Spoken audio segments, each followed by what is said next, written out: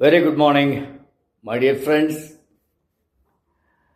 Happy to meet you again this morning for another live lyrics message.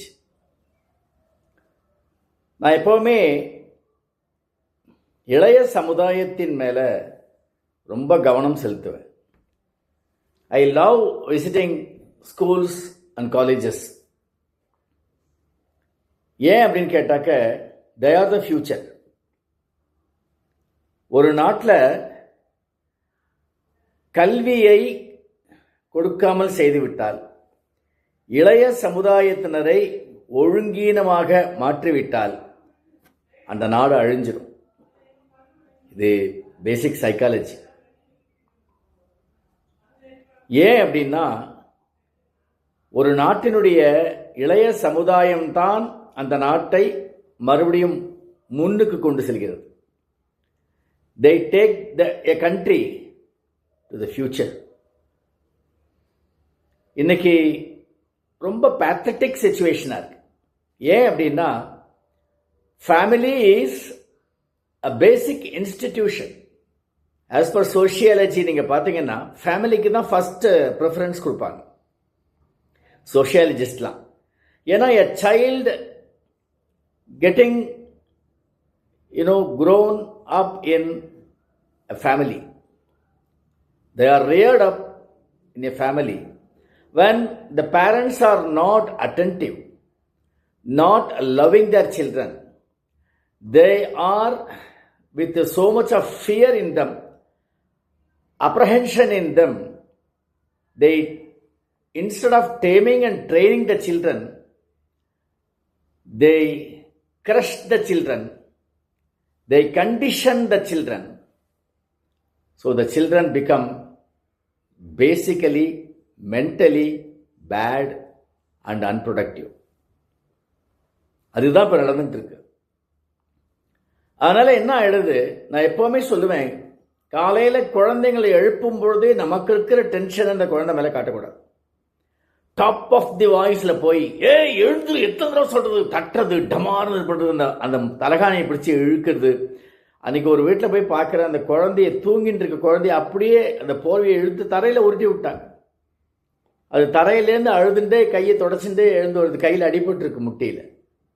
அப்போ அந்த குழந்தையுடைய மனோநிலை தூக்கத்திலேருந்து சடனாக முழிச்ச உடனே என்ன ஒரு ரியாலிட்டிக்கு வருது, அது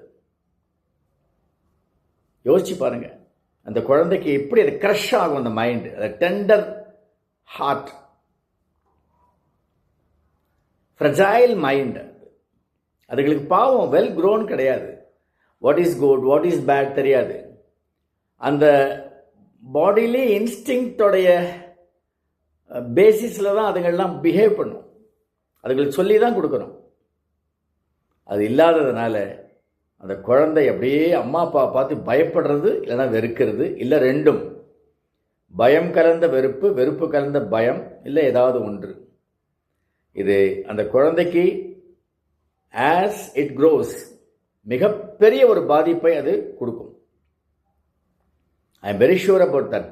பிகாஸ் 30 இயர்ஸாக நான் அந்த குழந்தைகள்லாம் பார்த்துட்ருக்கேன், இளைஞர்களை பார்த்துட்ருக்கேன், பேரண்ட்ஸை பார்த்துட்ருக்கேன். Parents are racing with time. They don't have time to be, invested on their children. Fees கட்டியாச்சு, புக்ஸ் எல்லாம் வாங்கி கொடுத்தாச்சு, படிக்க வேண்டியது கடமை, டியூஷனை வச்சாச்சு. மார்க் வாங்கலை, அடி உததான். ஓ நன்மைக்கு தான் சொல்கிறேன். அடுத்தது ஓ நன்மைக்கு தான் சொல்கிறேன். எப்படியும் கெட்டுப்போ, அதை பற்றி எனக்கு கவலை இல்லை. நாசமாக போ, இப்படிலாம் வார்த்தைகள். ஒரு என்கரேஜ்மெண்ட் கிடையாது, ஒரு கண்டிஷன்டு லைஃப்.